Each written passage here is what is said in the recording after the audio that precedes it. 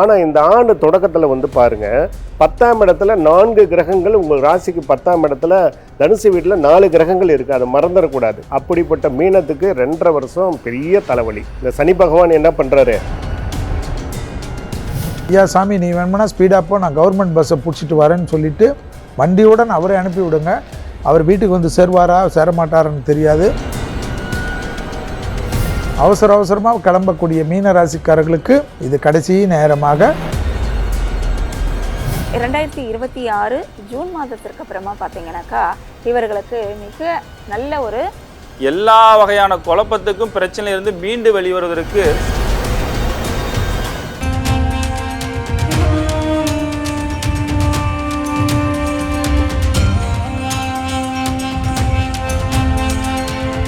அடுத்ததான் ஃபைனலி மீனராசி. விநாயகர் அனுமனை பிடித்து கொள்ளணும். ஏன்னா ஜென்மசனி மீனத்துக்கு ஜென்மசனி என்பதை ஞாபகத்தில் வைத்து கொள்ளுங்கள். எப்பொழுதும் உடற்பயிற்சி தான் மிக மிக சரியான பரிகாரம். அதே சமயம் சனி எதிலையும் கெடுக்கிறது கிடையாது என்பதை ஞாபகத்தில் வச்சுக்கோங்க. தேகாரக்கத்திலையும் வாகனத்தில் தான் சனிக்கு வந்து கொஞ்சம் நீங்கள் சரியில்லை என்றால் தண்டிப்பான். நியாயவானாக இருக்கக்கூடிய யாரையும் சனி தண்டிப்பதில்லை என்பதும் ஜோதிடத்தில் சொல்லப்படக்கூடிய ஒரு அற்புதமான கருத்து. ஏனென்றால் சனி என்பவன் நியாயவான். சட்டத்துக்கு புறமான விஷயத்தில் யாராவது ஈடுபடாமல் இருக்கக்கூடிய 7.5 சனியில் நடப்பவர்கள், அஷ்டம சனியில் நடப்பவர்கள், அர்த்தாஷ்டம சனியில் நடப்பவர்கள், கண்ட சனியில் நடப்பவர்களுக்கு அற்புதத்தையும் சந்தோஷத்தையும் ஏற்றத்தையும் ஏற்படுத்தி கொடுப்பான். எனவே சனியானவர் நிறைய விஷயத்தில் மீனத்திற்கு அற்புதத்தை தருவார், தொழிலில் ஏற்றத்தை தருவார், அசையமசைய பொருள் சேர்க்கையை ஏற்படுத்தி தருவார்.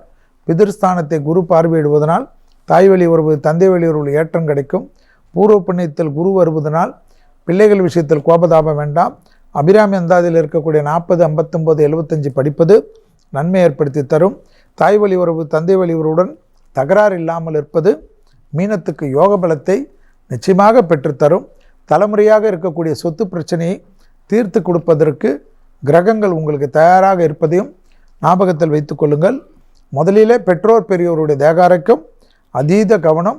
கண்டிப்பாக மே மாதம் 14ஆம் தேதியிலிருந்து பல விஷயங்கள் யோக பலத்தை அதிகமாக பெறக்கூடிய ராசிகளில் மீன ராசிக்காரர்கள் வருவார்கள்.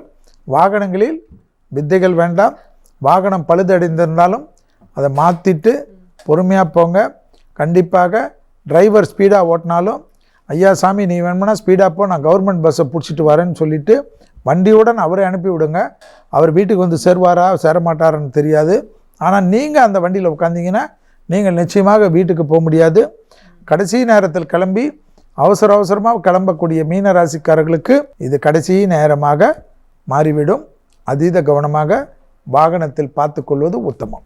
ஃபைனலாக மீனராசி அவங்களுக்கு இந்த வருஷத்துக்கான பாசிட்டிவ்ஸ் அண்ட் நெகட்டிவான விஷயங்கள் என்னென்ன? இந்த 2026 மீன ராசிக்கு வந்து எப்படி இருக்கும் அப்படின்னு பார்த்தீங்கன்னா, ஜென்மத்தில் இருக்கக்கூடிய சனி பகவான் என்னென்ன பண்ணுவார் அப்படின்னு கேட்டிங்கனாக்கா, ஏன்னா குரு வீட்டில் சனி, தடைகள் என்னென்ன காரியங்கள் நம்ம எடுத்து வைக்கிறோமோ அது தடைகளாகவே இருக்குது அப்படின்ட்டு நிறைய அவங்களும் வந்து ஒரு குழப்பத்தில் தான் இருப்பாங்க.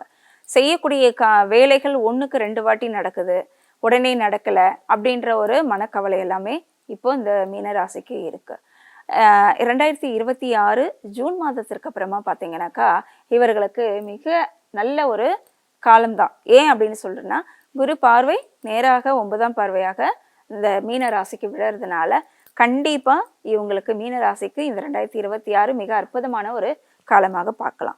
அதே போல் 11ஆம் இடத்தையும் குரு பகவான் பார்க்கறதுனால இவங்களுக்கு லாபங்கள் வந்து மிக நிறைய வந்து எடுத்து கொடுக்கக்கூடிய ஒரு காலகட்டம். அதே போல் குழந்தை இல்லாதவர்களுக்கு குழந்தை பிறக்கிறதுக்கு, திருமணம் நடக்கலை அப்படின்னு வருத்தப்பட்டு இருப்பாங்க, அவங்களுக்கு திருமணம் நடக்கக்கூடிய ஒரு காலம். அதே போல் பார்த்தீங்கன்னாக்கா இவங்களுடைய 9ஆம் இடத்தையும் குரு பார்க்குறாரு. அப்போ தந்தையார் வழியில் பாட்டனார் சொத்துக்கள் கிடைக்கிறதுக்கும் இந்த மீனராசிக்கு இப்போ ஒரு காலமாக பார்க்கலாம்.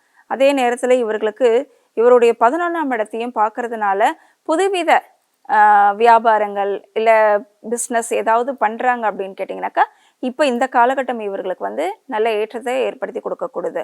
12ஆம் இடத்துல இருக்கக்கூடிய ராகுவும் வந்து பார்த்தீங்கன்னாக்கா வெளிநாடு சார்ந்த தொழில்கள் இவர்களுக்கு அமையறதுக்கு இந்த மீனராசிக்கு இப்போ மிக சிறப்பாக இருக்கு. அண்ட் ஃபைனலி மீனராசி அவங்களுக்கு இந்த வருஷம் எப்படி இருக்கும்? மீனராசி நேர்களை பொறுத்த வரைக்கும் 7.5 சனி நடக்குது, என்ன பண்ணுறது ஏது பண்ணுறது அப்படின்னு ஒரு குழப்பத்திலலாம் இருந்திருக்கு உங்களுக்கு. ஸோ இப்பயும் இந்த வருடம் முழுவதுமே அங்கே தான் இருக்க போகிறார் சனி பகவான். அப்போ இதனால் ஜென்மசனி நடக்கிறதுனால நிறைய பதற்றம் படபடப்புலாம் வேண்டாம். இதை நம்ம மைண்டை ரிலாக்ஸாக வச்சுக்கிட்டு பொறுமையாக அமைதியாக எந்திரிச்சு சிந்திச்சிங்கனாவே போதும். பல வகையில் உங்களுக்கு வெற்றியை கொடுக்கும்.